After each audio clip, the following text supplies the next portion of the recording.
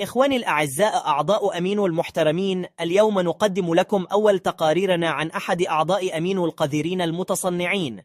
التقرير اليوم عن حرمة ثلاثينية تدعى صبو، وهي بايسكشوال لا أحد يعرف عنها إلا الأشياء الظاهرية. جملتها المشهورة دائما أي هم ارحمني تعني بذلك تقليد للجملة الشهيرة إبراهيم ارحمني.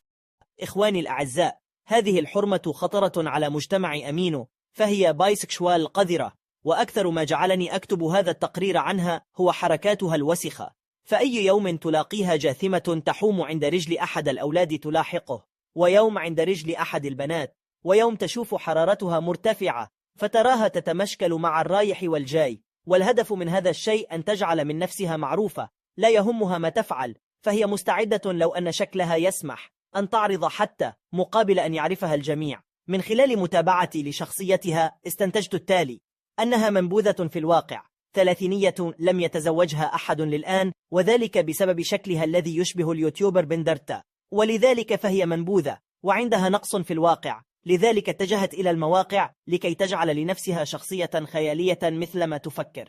وختاما أهدي إليك هذه الأبيات: ألا يا من تباهي بما ليس فيك من شرف،